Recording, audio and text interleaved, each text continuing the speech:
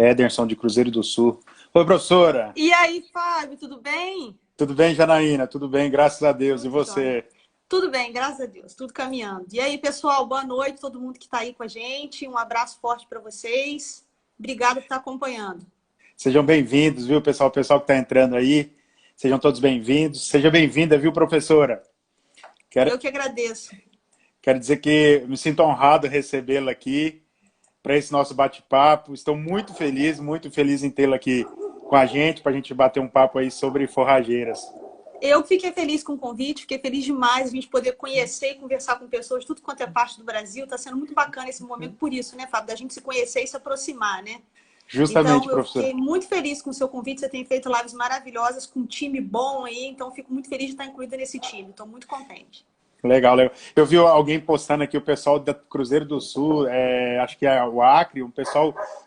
esse momento, assim, lógico, tem todo esse momento triste, né, na história, porque Exatamente. vai ficar marcado, mas é um momento, assim, eu acho que eu não teria essa oportunidade de ter esse momento, de fazer um bate-papo, assim, com você, assim, Sim. de forma tão, assim, mais informal, né, apesar que a gente vai falar sobre conteúdos técnicos, mas de uma Sim. forma, assim, mais natural. Professora, A seja gente, já, bem-vinda, mas a viu? gente já fez até chamada de áudio pelo WhatsApp, vídeo, né? Pra você me ajudar a mexer nos negócios de YouTube, né? E é muito bacana a gente estar estreitando essa amizade aí, mesmo à distância. Verdade, verdade. O pessoal que está entrando com a gente, pessoal, nós vamos nos apresentar porque tem um pessoal que segue o Instagram da professora Janaína e também do Forragicultura, né? E também do meu. A gente vai se apresentar para vocês saberem quem nós somos, né? No que a gente tem atuado. E daí a gente vai para o nosso bate-papo, tá?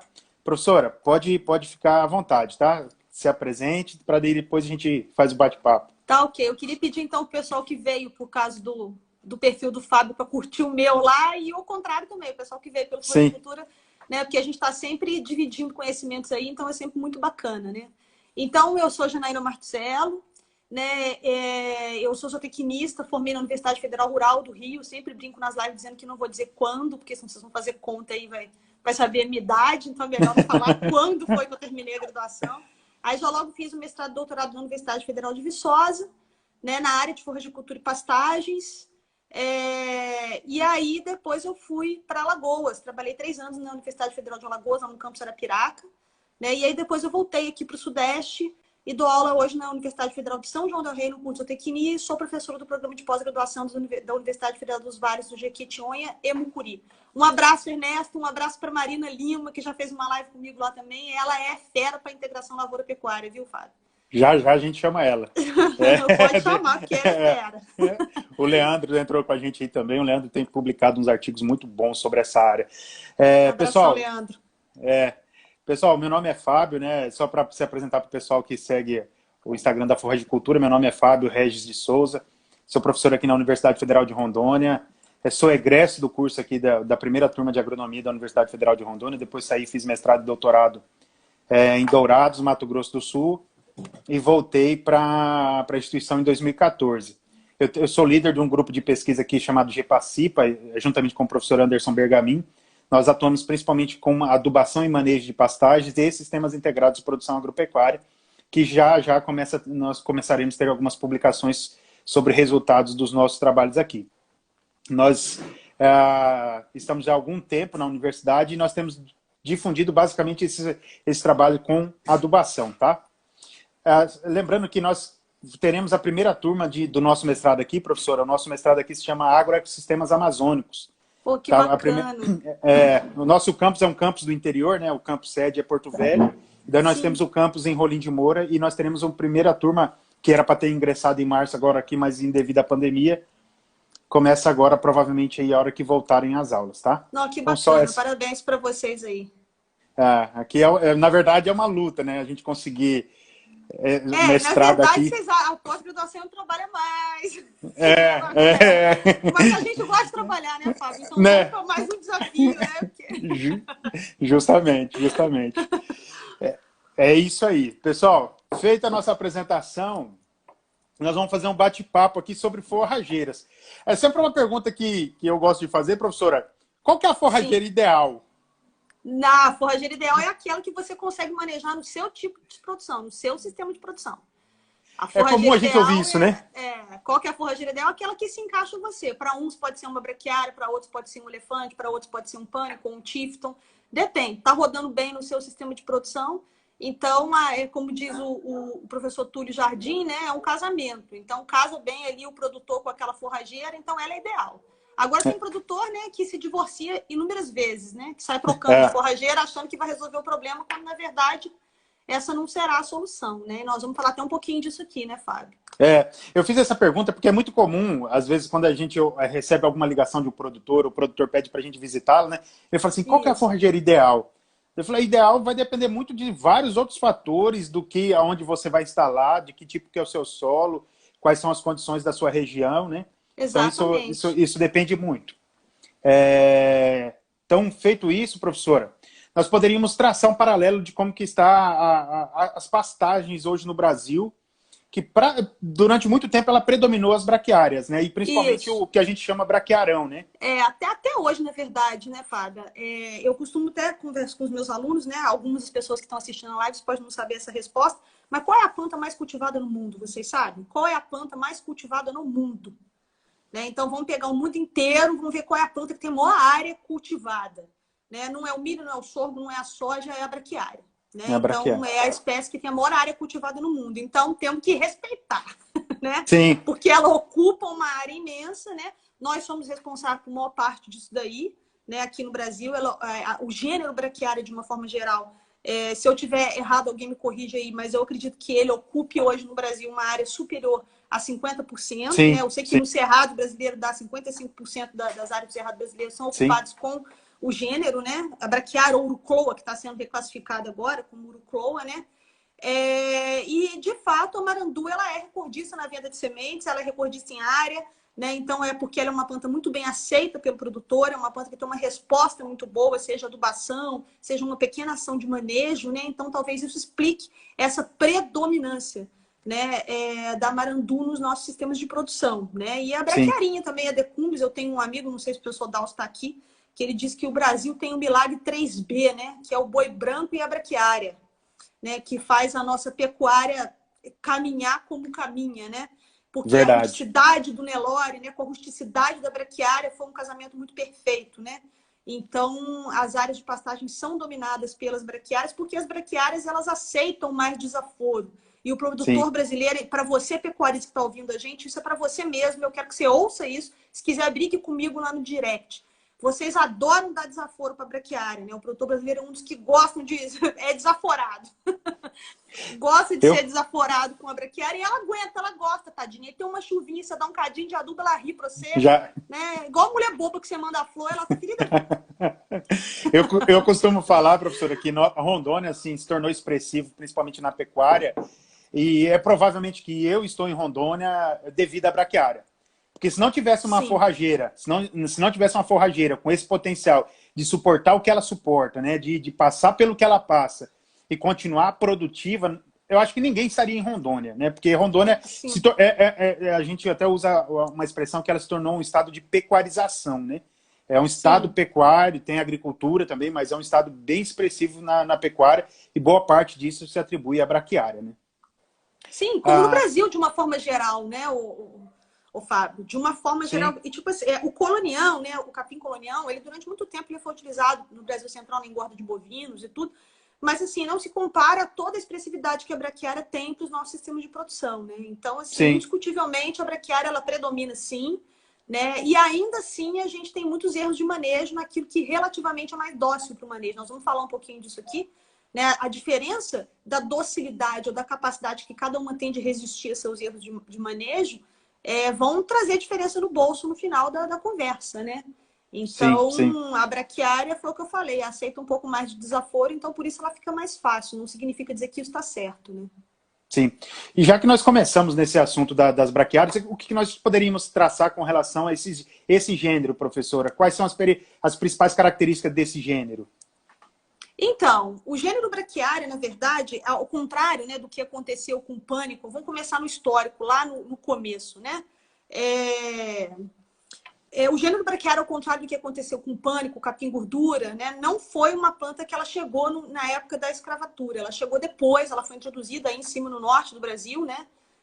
Né? Tanto que a primeira a cultivar foi a Ipeã, né? Que é a cultivar de braquiária decumbens Ipeã, depois é que foi a basilisca, que foi melhorada não, selecionada na Austrália, que depois veio para cá, né?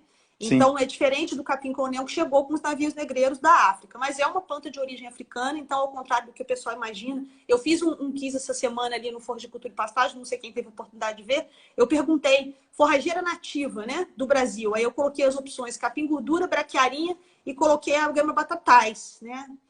A maioria colocou a braquiarinha, né, nas respostas. Então, assim, ainda existe esse mito de que ela é uma planta que ela tá... É uma planta nativa, só que não é, gente. Ela é uma planta africana que é muito... Como as condições de clima e solo da África são muito parecidos com os nossos, a gente está ali na mesma região do globo, né? Então, isso fez com que houvesse uma adaptação da braquiária muito grande, né? Então, Sim. ela se adaptou muito bem às nossas condições e ela arrebentou a boca do balão, ela foi-se embora, né? Então, ficamos muito tempo, né, com a decumbens e a braquiária decumbens, sabe? Eu costumo dizer que ela foi o grande divisor de águas na produção pecuária brasileira na década de 70, né? Porque ela dobrou a nossa taxa de lotação, porque ela dobrou o nosso ganho de peso, né? Então, ela foi um marco essencial para a pecuária brasileira, né? Então, a braquiária decumbens, ela tem, foi aquilo que eu disse no começo, ela precisa ser respeitada, né? Ela precisa ser valorizada como planta por tudo que ela representou, né, na pecuária brasileira. Então, eu digo que o grande divisor de águas na nossa pecuária foi o advento da braquiária decumbens para a gente utilizar, né, no manejo dos nossos pastos.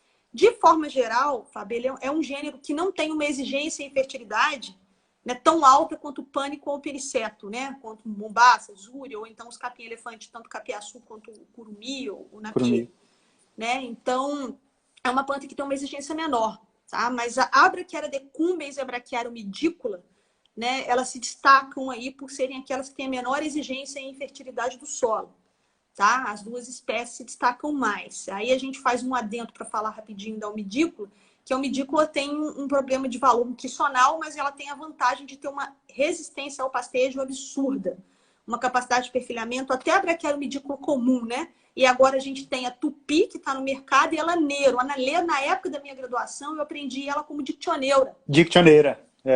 E agora ela é umidícula laneiro, né? Ela é uma cultivar dentro da umidícula, né? Então, a gente tem aí essas duas... a braquiária umidícula, que tem baixa exigência em fertilidade do solo, alta tolerância ao alumínio tóxico, né? Mas ela é uma planta que tem um valor nutritivo. Eu costumo dizer para os meus alunos que mesmo bem manejada, há uma diferença no valor nutritivo, né, Fábio? Aí eu vou fazer um parênteses aqui para fazer essa colocação, porque é o seguinte, nas minhas aulas, por exemplo, eu não tenho um slide falando assim, qual o valor nutritivo da braquiária decumbens, do mombaça, do tanzânia, não tem um slide que diz isso. Né? Esse é o valor nutritivo. Por quê? Porque esse valor nutritivo ele é mais dependente de você que está manejando o pasto do que da genética da planta naquele momento. Sim, então, sim. eu posso ter uma braquiária bem manejada, com valor nutricional, né? Nutritivo, desculpa, melhor do que um pânico mal manejado. Se eu pego um mombaça com 1,40 m e pego uma decumbens ali, ó, chuchuzinho, manejado adequadamente, 20 centímetros de altura, 50 kg de nitrogênio por hectare num contínuo, com uma capacidade de suporte adequada, eu vou ter um valor nutritivo muito melhor do que o do pânico. Então, é isso que vocês têm que entender. O valor nutritivo, gente, é altamente dependente do manejo. Mas aí, considerando que está todo mundo bem manejado, todo mundo com as condições de luz, temperatura, precipitação, nutriente adequado, né, a umidícula ela perde nesse sentido. Né? Ela é uma planta um pouco mais fibrosa, além dela ter o problema, né, do oxalato com os cavalos, tem que tomar também muito cuidado com isso, né? Sim. Que dá o problema da cara inchada, né? A braquiária decumbens, ela também tem algumas desvantagens, não é só vantagem. O valor nutricional dela é inferior ao da marandu. Eu estou falando tudo isso, gente, em manejo adequado. Mas ela vai trazer problemas com fotossensibilização, né? Porque existem várias vertentes aí falando em relação ao que causa essa fotossensibilização. Por que a braquiária decumbens causa essa fotossensibilização? Uns dizem que é a simbiose do fungo com a inflorescência, né, do Phytomycin chantaris, né? Outros falam de saponinas que estão presentes, tá certo? Então, a gente tem várias explicações por causar a fotossensibilização, né? E ela causa mesmo, e a fotossensibilização pode levar à morte. Inclusive, no livro de plantas tóxicas do professor Tokarnia, que é a maior sumidade, né, que faleceu deve ter uns 3 anos, foi a maior sumidade aí na área de plantas tóxicas no Brasil, Braquiária decumbens é classificada como uma planta tóxica. Tóxica. Porque ela causa fotossensibilização, né? Então, ela tá lá, né? Até o brinco aqui, ó, a Braquiária decumbens, ela tá aqui. Assim como o pessoal da soja, que ainda não entrou na integração lavoura-pecuária, acha que a decumbens é a maior praga que tem no mundo. Ele quer ver o diabo, mas não quer ver uma braquiária, né? Porque em várias lavouras, né, o pessoal da lavoura, mas aí, né, a integração lavoura-pecuária vem para mudar um pouco essa mentalidade, né? Isso, e ele vai... Eu ia comentar que aqui nós temos um vizinho do campus experimental aqui. O nosso campus ele fica a 15 quilômetros longe da cidade, o campus experimental. E ele tem lá uns 3 ou 4 a parte na área dele, que é um mindícola. Aí, numa parceria que ele fez com a universidade, foi feita uma recomendação de adubação para ele lá. Ele está impressionado com o que não mindícola e não é área de encharcamento, não é área de baixada, é umas áreas altas, um pouco de cascalho.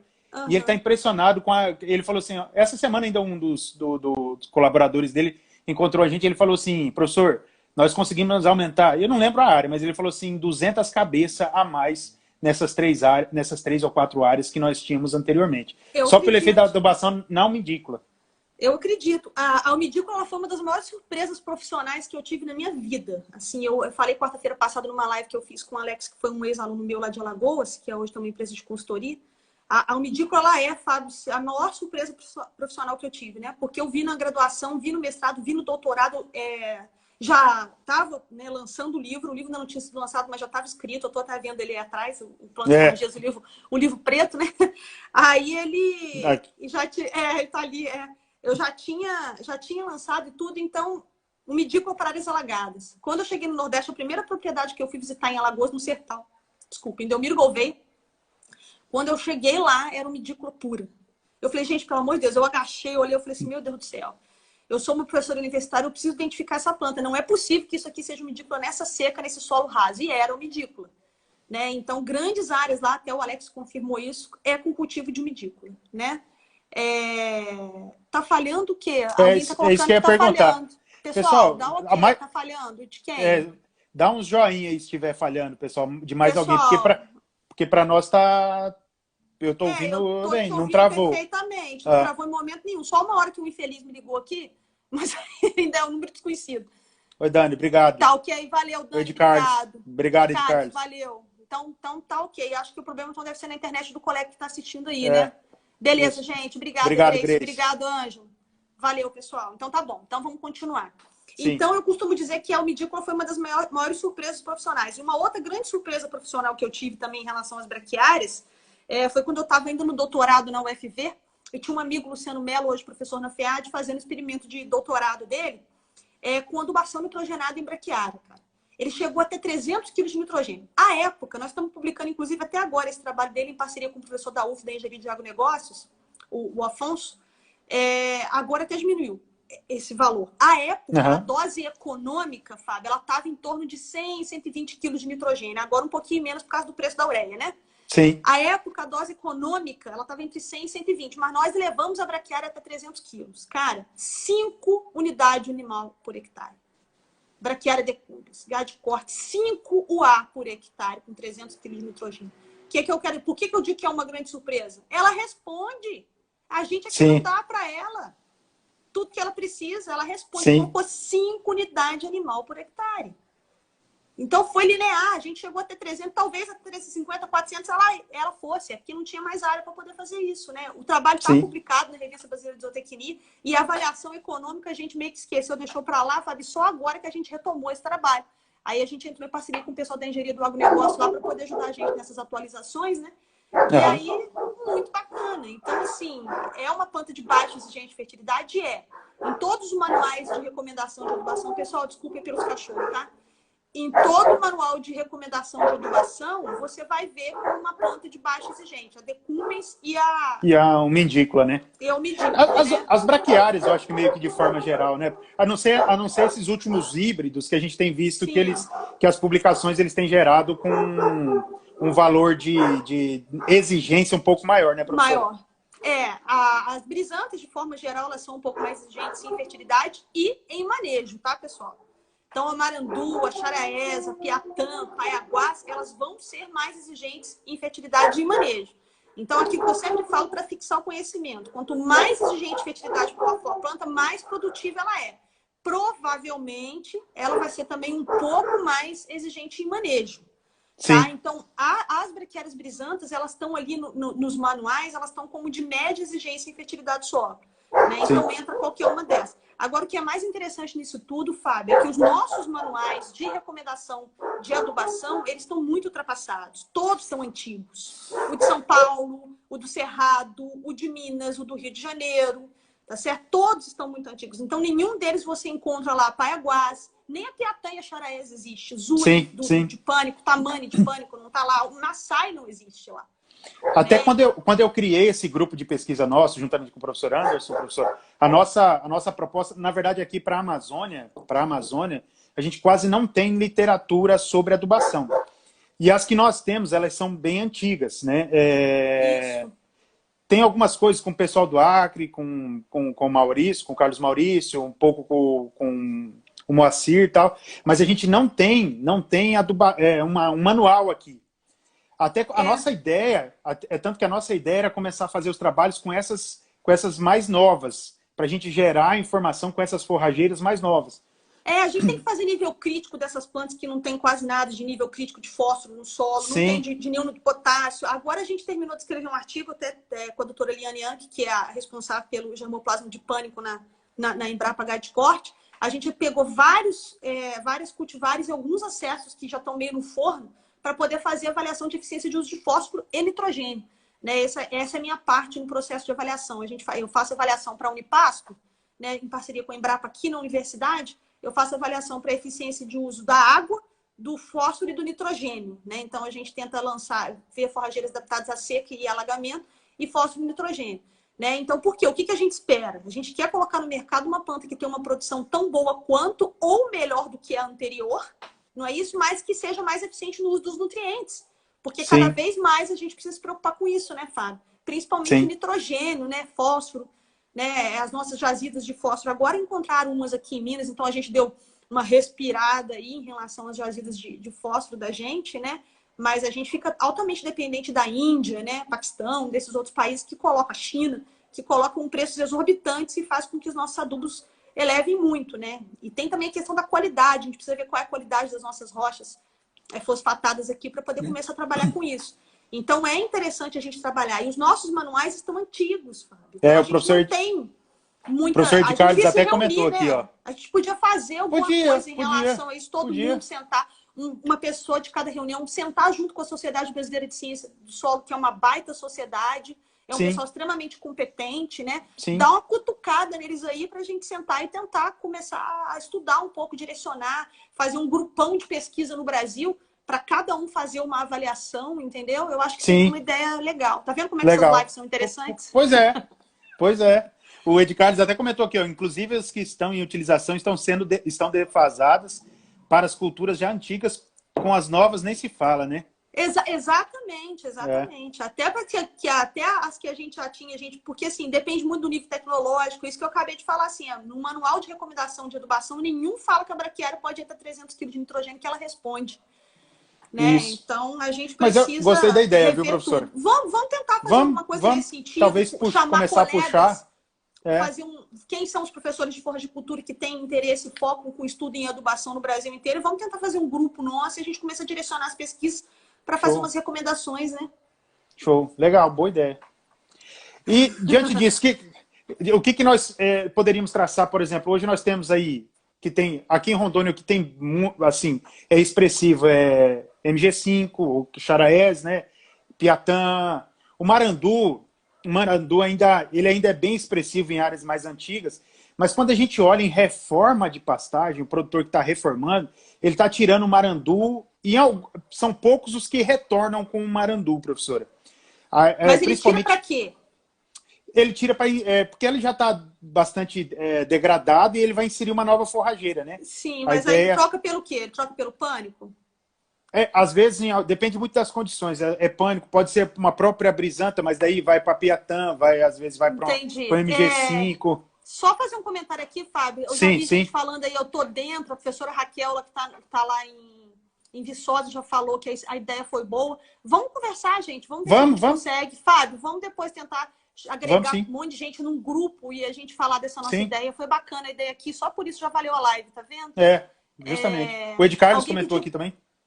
Então, alguém pediu para eu falar do Buff, não deixa eu esquecer de falar do Buff ou não, ô Fábio, porque eu sou fãzoca do Buff, eu adoro o Capim Buff, eu quero falar um pouquinho dele, que eu tenho uma certa experiência com o Capim Buff.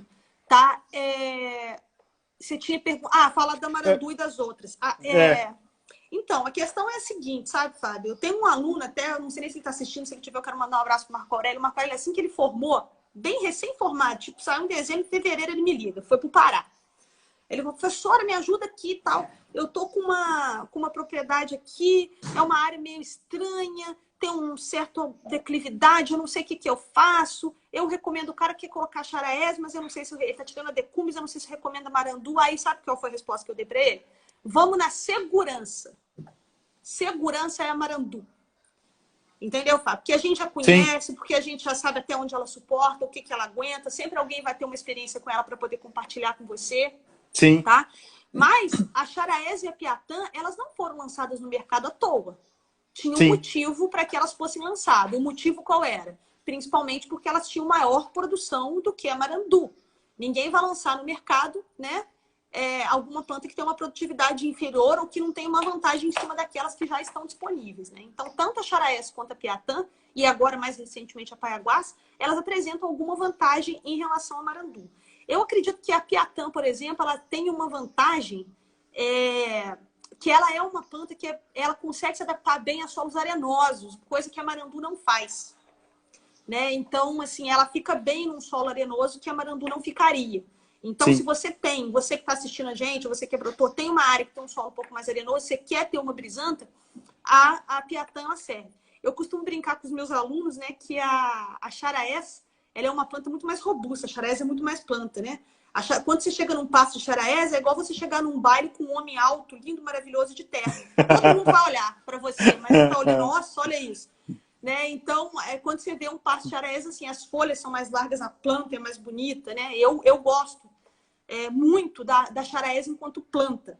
Né? Mas as três, elas têm o mesmo problema de não serem resistentes à cigarrinha, né? Então, não pode ficar em áreas que você sabe que tem incidência.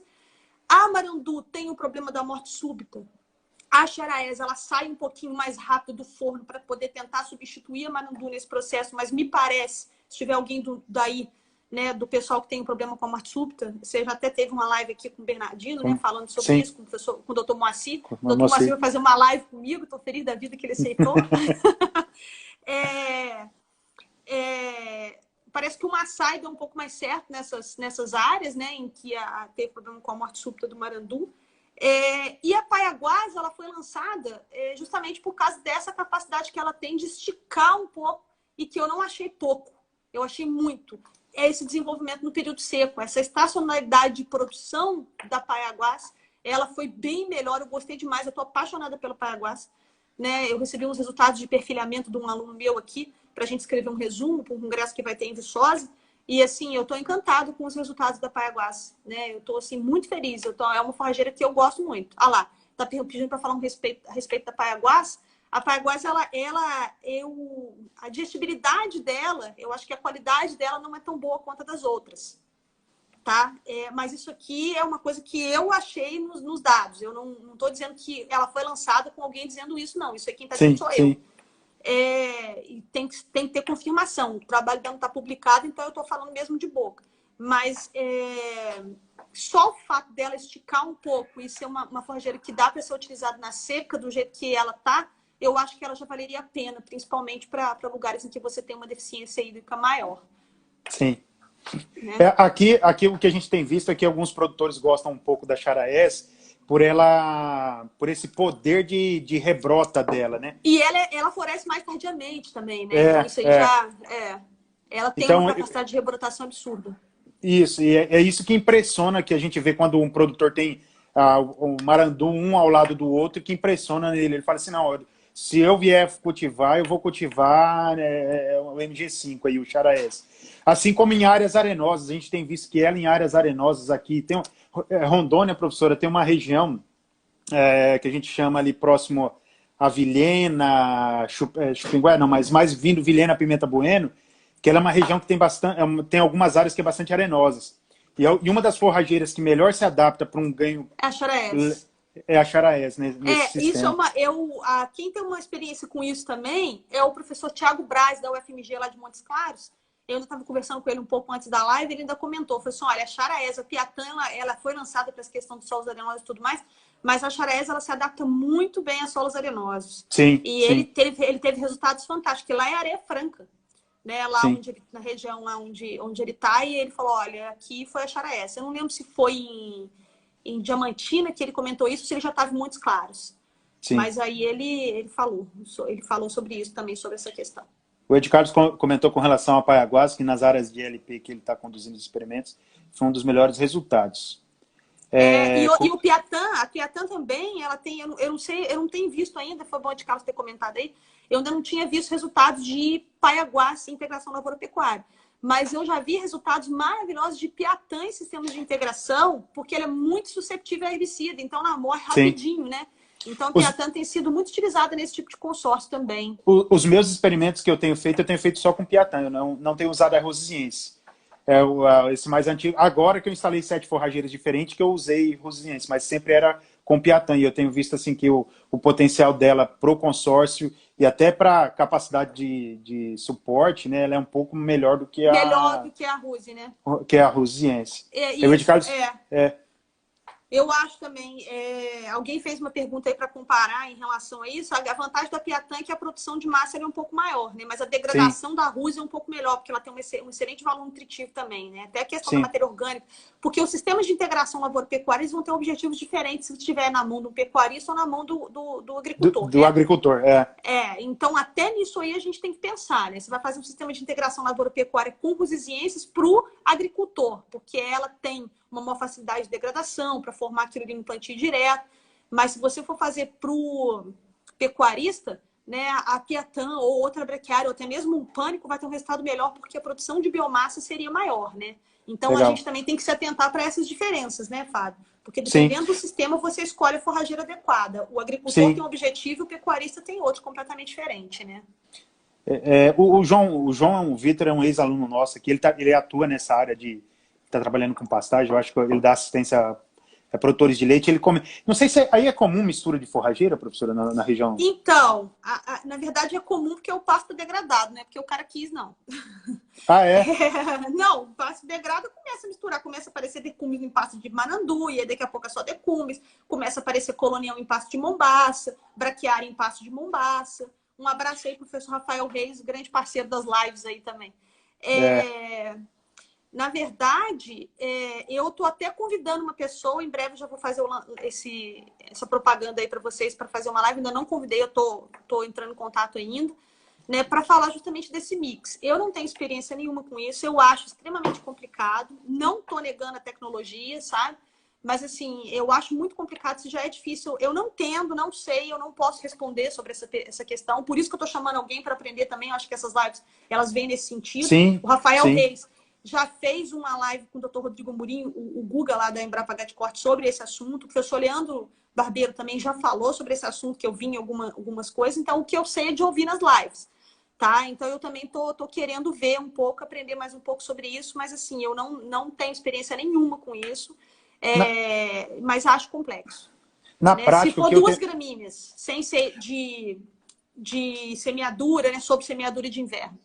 Aqui eles fazem 3. Eles pegam uma braquiária, um gênero braquiária, um pânico, geralmente é Mombaça, geralmente, e uma indícula. Sim, é muito comum. Isso é muito comum. E se a gente considerar, né, eu estou te falando não por experiência de pesquisa, mas experiência de pesquisa nenhuma.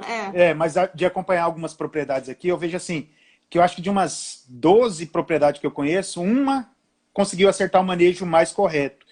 Por quê? Por que eu falo assim? Porque eles usam a altura, né? Todo mundo usa a altura como padrão de entrada. E aí, eu vou considerar a altura de qual forrageiro para entrar no sistema, né? Exatamente. Então, eu realmente não sei. Eu já acho tão complexo você fazer o manejo no monocultivo, sabe? E aí você começar... Eu não sei, mas eu também não posso falar porque eu não entendo.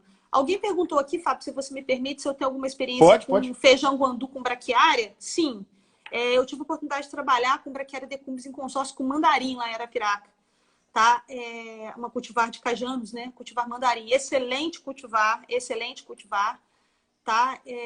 Achei muito bacana, e eu acho que funciona. Eu acho que o Cajanus ele é uma planta forrageira bastante aceita pelos animais, uma excelente fixação biológica do nitrogênio.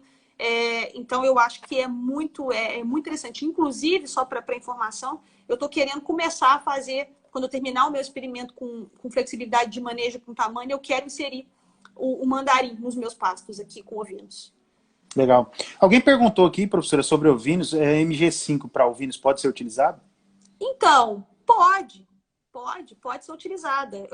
Tem produtores de ovinos que falam que ovino não come braquiária. Alguém perguntou também em relação à braquiária para equinos, né? Braquiária que equino come é omidícola, tá? As outras, de forma geral, cavalo não aceita. E aí tem que ter cuidado com o omidículo por causa do oxalaticálcio, que vai dar a cara inchada, tá? Então tem que ficar bem atento a isso daí.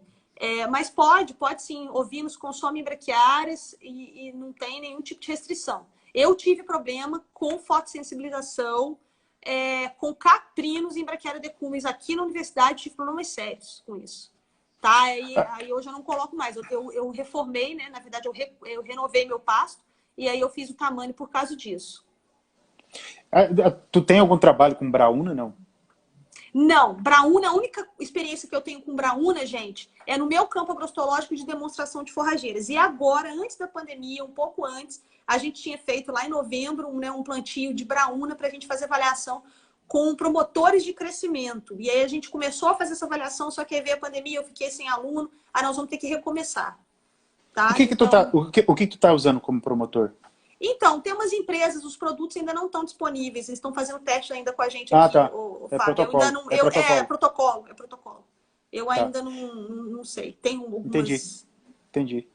Eles não me falam também. Eles só mandam só mandam o... com relação a Braúna, eu não sei se o Glauber está nos acompanhando aqui. O Glauber é um ex-professor da universidade, a gente está com uma área dele lá, também é recente. Trabalho de pesquisa eu não tenho com Braúna. A gente fez em área de produtor, tá? Mais alguma pergunta aí sobre as braquiárias? Que a gente ainda tem que falar de pânico, ainda tem que falar de búfio, tem que falar de tifton, do sinodons, né? A Ana perguntou a suscetibilidade do piatã a herbicidas. Se tem algum trabalho em relação a isso? Eu acho que eu li alguma coisa disso daí que ela perguntou. Então, Ana, eu não sei se se esse trabalho já está publicado. O professor Tiago fez um trabalho com isso também. Tá? E eu vou fazer também uma live com o Raul e ele vai poder falar um pouco em relação a isso também. Ele vai falar pra gente sobre essa suscetibilidade da piatã ao herbicida, assim como a da rusesiense. Paredão, a Humberta perguntando se eu tenho experiência com paredão. Nesse experimento da Braúna, que eu estou fazendo com os promotores de crescimento, entrou o paredão também. Tá? O paredão, ele está no meu campo agrostológico, o Fábio, e coincidiu de estar do lado do Mombaça, né? Tá bem do ladinho, assim, colado com o Mombaça. Chega a ser até desleal, né? Eles têm, assim, um crescimento muito parecido. Você olha uma, você olha a outra. É bom para o aluno, né? Porque ele vê a diferença e tem que estar uma do lado da outra. É mais fácil para ele fazer essas observações. As diferenças são muito sutis, né? Eu achei o paredão uma baita planta, viu? Uma baita planta. Achei um plantão, assim. Eu não tenho experiência em experimento com paredão ainda, né? Mas aí a gente já está trabalhando algumas coisas aqui também. A gente tem algumas coisas com ele em vasos aqui. E o meu sogro, ele estava assistindo aqui. Eu não sei se ele está aqui ainda. Nós fizemos numa área dele lá e está impressionado com a forrageira. Só que daí lá também é a nível de produtor, né? E o que a gente conduziu com paredão foi especificamente em vasos. Ainda nós não temos no campo. No campo que eu estou agora, a gente tem Miyagi, tem Mavuno, Mombaça e Piatã. O Miyagi, ele é um mutante, né, do Mombaça, né? Ele foi encontrado no Mombaça, ele é um mutante, então ele tem uma inflorescência um pouco diferente, né? Mas eu também vou contar um negócio para vocês. Eu nunca vi Miyagi ao vivo e a cores. Só vejo aí nessa página aí do Instagram. Se alguém tiver semente, pessoal, para me mandar de Miyagi para eu colocar no meu campo agrostológico, eu agradeço, viu? Eu não tenho ainda aqui no meu campo agrostológico para mostrar para os meus alunos e para os nossos produtores. Eu acho que a minha está lá na universidade. Eu vou ver se eu tiver lá, eu vejo se eu consigo para ti. Tá, por favor, a diferença dele, assim, tá bem interessante também que ele tá do lado do Mombaça, né? A folha dele é um pouco mais larga. Mais larga. É, A nervura central é mais forte, né? Parece mais que é mais bem forte. definida, né? Mas eu não tenho. Então, é, deixa eu ver só aqui. É que já vi a mostra de Ruse e A Ana tá falando que já vi trabalho que mostra que a Ruse e a Paiaguás, como são mais sensíveis que o Piatã. Ana, só me tira Então, uma dúvida. Ana, vamos ver. Deixa eu só perguntar uma coisa para ela. Ana, só tira uma dúvida. Você está falando da sensibilidade a herbicidas hormonais ou suscetibilidade dela à dessecação no sistema? Só me Tem tira essa dúvida. É. Eu acho que ela está falando da dissecação. É. Eu acho que é disso que ela está falando. Sim. Em relação Vão para os pânicos? Eu ia falar para a gente ir para os pânicos e o pessoal, conforme vai aqui, a gente vai interagindo. Vai interagindo, então tá bom. Na verdade, eu tenho uma frase que eu sempre falo para os meus alunos, até a doutora Eliana Jank, que é a mãe dos pânicos aqui no Brasil, né, que lançou Mombasa, Tanzânia, né, Zuri, e que eu digo assim, pânico é o máximo. É o máximo. Eu sou muito fã do pânico, sabe? Eu trabalhei com pânico. No meu experimento de mestrado, eu trabalhei com Maasai e Xaraés, e aí virei fã do Maasai. No meu doutorado, eu trabalhei com melhoramento de pânico, fiz testes, né? Para melhoramento, família de meu irmão de pânico, para algumas das minhas plantas são esses lançamentos que estão aí. Não, aí eu fico falando que eu sou velha, né? Algumas das plantas que eu trabalhei lá no doutorado. Então, eu acho que pânico é o máximo. Eu sou muito fã do pânico. O problema do pânico é o seguinte, ele tem que ser tratado como pânico. Né? É manejo, então, né, professor? O problema do pânico ele é manejo. Então, quando o cara é bom, quando o cara sabe manejar, né, funciona muito bem. Né? Você não pode dar uma Ferrari para um cara que não consegue nem tirar o Fusca da garagem. Né? Então, se bem também que o cara que tira um Fusca da garagem, ele tira qualquer um, né? Porque só aquele jogo do Fusca lá, um negócio assim... Só impressionante. Eu vou mudar o exemplo da próxima vez para ficar melhor, né? Então, o pânico ele é uma planta altamente exigente, não só em fertilidade, como também manejo. A gente vai excetuar o Maasai, porque o Maasai é uma planta que ele é de mais para média exigência em fertilidade, até porque ele ocupa muito bem o nicho da braquiária, né? Os outros todos, gente, são plantas de alta exigência em fertilidade. O que eu falei aqui lá no comecinho da live? Gente, tá quase acabando nosso tempo. Quanto mais produtiva for a planta, não é isso? Mais exigente de fertilidade ela é. Então, o pânico puxa muito bem isso, entendeu? Puxa muito bem isso. E aí a velha história também da minha frase clássica. Não trate como pânico quem trata como braquiária, não é isso? Então, você não pode dar carinho para quem não merece. O pânico merece e exige carinho. Né? Então, tem que tomar muito cuidado com ele. Então, o pânico, por ser uma planta de alto nível tecnológico, eu estou falando de qualquer cultivar. Já falei, estamos excetuando aqui o Maasai, porque o Maasai ele ocupa esse nicho da braquiária. Então, qualquer outra cultivar de pânico, pessoal, tá? São plantas que vão exigir muito de você. Tá? Uma planta que você tem que estar lá todo dia, olhando. E são plantas que vão exigir um alto nível tecnológico. Quando eu falo de alto nível tecnológico, não necessariamente estou falando de você chegar lá, botar 1 tonelada de nitrogênio e irrigar, não. Mas pelo menos uma adubação de média para alta você vai ter que adotar. Tá? Porque senão vai ter problema. Se você não fizer essa adubação de média para alta, tá? Porque a planta é uma planta que ela extrai muito nutriente do solo, embora, Fábio, seja uma das espécies que seja mais eficiente no uso, principalmente do fósforo. Capim aruana, tá? Que é um capim muito utilizado para ovinos e que é um capim que é muito bom também para a integração lavoura-pecuária-floresta, porque é bem resistente ao sombreamento, tá? O capim aruana tem uma altíssima eficiência de uso de fósforo. Né? Então, essas forrageiras são boas, mas elas são exigentes. Tu tem alguma experiência com tamani? Eu tenho. Eu já até comi tamani. Eu adoro tamani. Tamani é uma coisa de louca. Eu comi, eu como todos eles. O tamani é uma maravilha. Os meus alunos fizeram uma figurinha minha. Tem no meu Instagram. Eu tô assim, comendo uma folhinha de tamani. Eles tiraram a foto. E aí eles fizeram uma figurinha. Eu mando essa figurinha para todo mundo, eu comendo uma folhinha de tamani. Porque assim, o tamani ele é o meu grande encanto hoje, né? Eu sou apaixonada pelo tamani, eu tenho uma área de tamani aqui com os nossos ovinos do setor de floricultura. Nós estamos hoje trabalhando com 2 dissertações de mestrado e 2 TCCs dentro dessa área. Né? Se tiver aluno meu aí, confirma para não falar que eu estou mentindo sozinha aí, gente. Avisa que eu como mesmo. E eu tenho gostado demais, tá? Ele é uma forrageira que tem apresentado uma excelente capacidade de perfilhamento absurda. Não ganhou do Maasai, tá? Porque eu acabei de enviar para a doutora Eliana um artigo que nós vamos publicar agora para ela fazer as últimas correções, o Marçal ainda perfilhou mais. Tá? Você sabe por que eu te pergunto? Eu assustei com ele. Eu até não publiquei. Eu fiz um videozinho para gravar para o Instagram e acabei esquecendo e não postei. Nós temos, nessas 7 forrageiras, uma delas é o Tamani. E a gente, tipo, já é meados de junho, a gente roçou, dali 4 dias que tá sem chuva. Os meninos falaram assim, professor, vamos lá para o senhor ver. A hora que eu cheguei, como eu não tenho experiência com ele, eu falei assim, na seca, né, que já tá num período de seca, eu assustei com que ele já tinha crescido.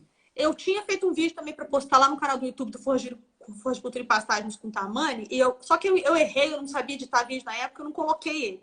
E era um vídeo que era num período seco. O que aconteceu? Nós implantamos o Tamani aqui na universidade, Fábio, num sistema de integração lavoura-pecuária com sorgo, né? Uhum. E aí, quando eu recolhi o sorgo, só que eu atrasei esse plantio, porque sabe como é que é a universidade? É máquina, gente que não chega, aduba, com a confusão toda. Atrasei tudo.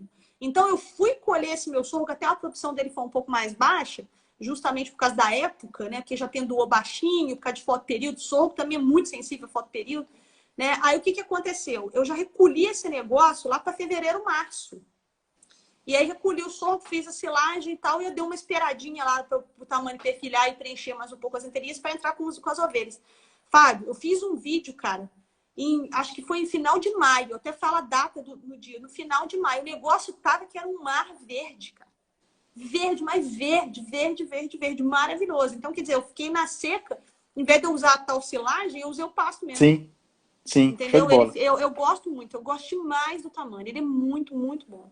Outro também que eu gosto muito, mas que tem um inconveniente de ser propagado por muda é o curumi. O capim-curumi, ele tem uma qualidade muito boa, é um capim excelente, só que ele é um capim elefante, então ele tem essa desvantagem que é né, e também de ser susceptível a cigarrinha das pastagens, como todo capim elefante né? Esse é o problema que eu vejo no curumi. Né? Mas ele também é excelente o curumi. A Sabrina pergunta aqui, eu tenho piquetes para pastejo rotacionado com a forrageira Mombaça, mas gostaria de saber se poderia consorciar com outra forrageira para cobrir espaço dessas touceiras. Então, na verdade, plantas de crescimento cespitoso, todos os pânicos não tem nenhuma exceção, tá? Então, se você pegar aí Mombaça, Maasai, Tanzânia, Zuri, Quênia, qualquer um deles, né, o Tamani, todos eles são plantas de crescimento cespitoso. Então, a planta de crescimento cespitoso, gente, é aquela que forma touceira. Daí, o fato da gente não recomendar plantas de crescimento cespitoso ou entouceiradas para regiões de alta declividade, porque elas não fazem boa cobertura de solo e vão fazer com que o seu solo fique sujeito à erosão. Né? Então, quanto mais declivosa for a sua área, tá certo? Menos indicado é você colocar uma planta forrageira de crescimento cespitoso. Então, essas áreas, gente, elas vão estar abertas, tá? E talvez o mau manejo faça com que nesse espaço comece a aparecer plantas invasoras. Por que eu estou chamando isso de mau manejo? Tá? Porque o que vale ali, na verdade, é o seu índice de área foliar. O índice de área foliar, gente, nada mais é do que quantidade de folha por quantidade de solo. Quantos metros quadrados de folha eu tenho por metro quadrado de solo que eu tenho. Então, eu vou medir esse índice de área foliar. Quando eu olhar o passo de cima, eu não posso ver solo descoberto. Tá? Então, o que isso aconteceu? Provavelmente, se quando a planta está com 90 centímetros de altura na entrada, você tem que olhar ela por cima e você não pode ver solo descoberto, porque as folhas dela vão ficar de um jeito, eu estou tentando imitar aqui essas folhas, que uma vai cobrir a outra, entendeu, pessoal? E você continua sem ver solo. Se quando tiver altura de entrada, você estiver vendo muito solo descoberto, provavelmente, o que foi? Uma semente de baixa qualidade ou com baixo valor cultural que não germinou e que não preencheu aquilo ali. Então, talvez tenha sido uma implementação errada, tá? Porque esse índice de área foliar, ele pode ser o mesmo num Tifton que preenche o solo todinho, assim, naquele emaranhado, e o mesmo no Mombaça, que não preenche daquele jeito. E isso que é importante eu saber, qual é o índice de área foliar que está entrando, né? Então, provavelmente, se esse espaço, antes da altura de entrada você está vendo, é porque tem alguma coisa que não está bacana na implantação, né? Legal. O Divanei fala que nós trabalhamos com Tamani com inoculação de bactérias. O Divanei só responde aqui se essa inoculação das bactérias foi provavelmente na semeadura? Se foi azospirillum, se foi na semente ou foi aplicado foliar, porque eu estou conduzindo um agora com aplicação foliar. Eu tô com um que eu estou conduzindo com foliar e na semente. Não, o da semente Da semente nós fizemos um em vaso e a gente já viu que dá uns resultados bastante interessantes. A gente estava fazendo em vaso, mas com agora a gente tamanho. vai passar para o campo. A gente vai Com passar para o tamanho. campo. Eu também estou fazendo com várias dessas aí. Até o Heron já comentou aqui que já deu altura de novo para ir lá coletar. Tamanho, né? Tamanho é uma belezinha, é uma belezinha. Ele é uma coisa de louco e não tem cigarrinha. Eu não tô tendo problema com ele aqui, não. Tô gostando demais. O Wilcon fala da proteína do curumi, professora. É alta? Alta, altíssima. A proteína do curumi é alta. Só que o que acontece? Tem que tomar cuidado com essa questão relacionada à proteína, porque os resultados têm mostrado no extrato pastejável. Tá? Então, uma coisa é a massa de forragem, que é quando você pega lá no solo para você saber o quanto de capim cresce por dia para você fazer o acúmulo. Se eu pegar isso e levar para o laboratório, vai diminuir consideravelmente essa proteína do curumi, tá? Porque eu estou levando talo junto, tá indo como? Se eu pegar no extrato pastejável, o que é o extrato pastejável do curumi? De 80 para 40. Eu vou ter praticamente só folha, tá? Então, essa proteína aí, o Guto Gomide fez uma live na semana passada com a gente e ele falou algo em torno de 18, 20% de proteína, tá? É bastante coisa. Ó, tem um pessoal conversando aí, ó. O que você está fechando com a Raquel aí? É o nosso projeto. Não, ela falou. É o projeto da Forra de Cultura. É o nosso projeto. Ela falou nosso projetão Brasil, Forra de Cultura Brasil. Aí, ó, Raquel, pronto. Já até o nome.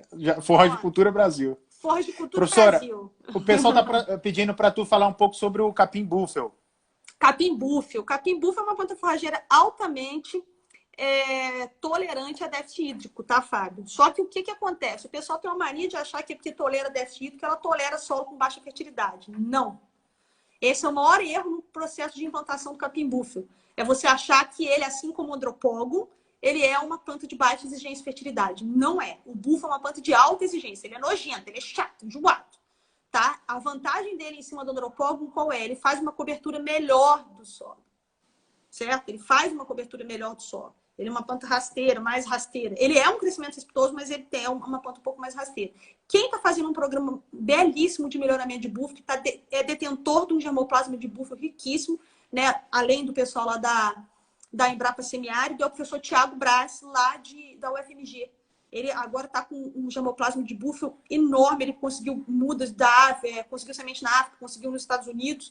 E está começando um trabalho pesado de melhoramento. Nós vamos ter muita coisa boa com o búfalo aí. A última cultivar de búfalo que foi lançada, gente, que eu recomendo, é a cultivar Áridos. Ela foi lançada pela Embrapa. É uma cultivar que tem maior produtividade do que o biloelo, o molope e o gandá, tá? E é bem aceita pelos animais, tá? E é uma planta que se bem manejada, ela traz bons resultados. Mas não espere, gente, que o búfalo, mesmo com alta exigência em fertilidade, ele seja uma planta que vai ter a mesma produtividade que o mombaça ou, em alguns casos, até que a marandu.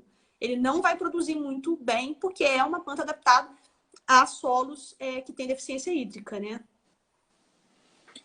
O Divanei até comenta aqui que nós tínhamos pedido para ele falar como é que estava sendo os tratamentos.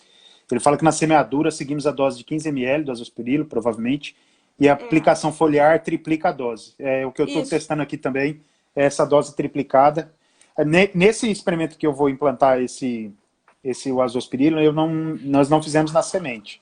Tu vai fazer só agora via foliar. Eu estou usando estou usando um promotor de crescimento aqui, bem bacana, que o pessoal usa muito para café, sabe? Os resultados são bem fantásticos. Eu estou impressionada com o que está acontecendo, mas ele é de adubação, ele é adubação de implantação. Ele é de solo. De solo. Então, do Jorgen, da Fecunda Fertilizantes, muito bom, muito bom. O pessoal da UFLA, que faz muito trabalho lá, mas com café.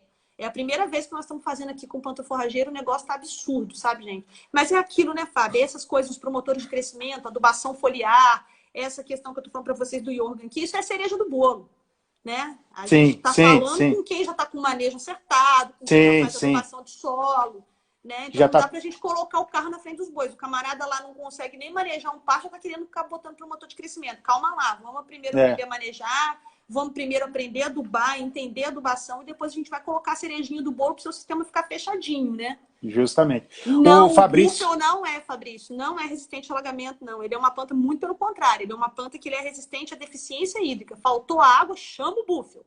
E ele tem uma vantagem, que ele é muito adaptado a solos rasos. Tá? Muito adaptado a solos rasos.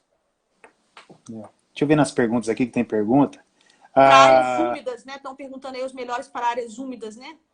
A umidícula, né? A braquiária recta, a braquiária mútica, né?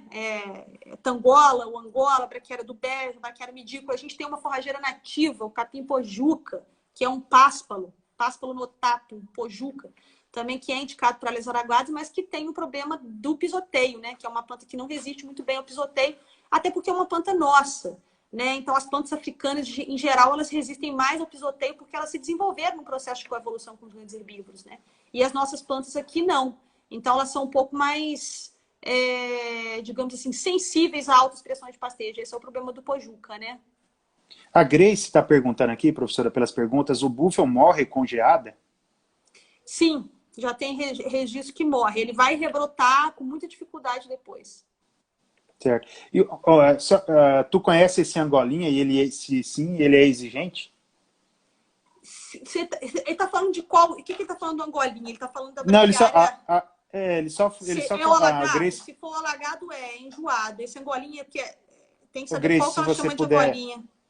Grace, se você puder só melhorar aqui para a gente poder responder um pouco mais. O capim Guatemala, sim. O capim Guatemala, ele é um capim que você tem que fazer adaptação aos animais. Ele é utilizado para corte. Você não pode dar o capim Guatemala de cara pro bicho, não. Você tem que adaptar ele igual o cano-cureia.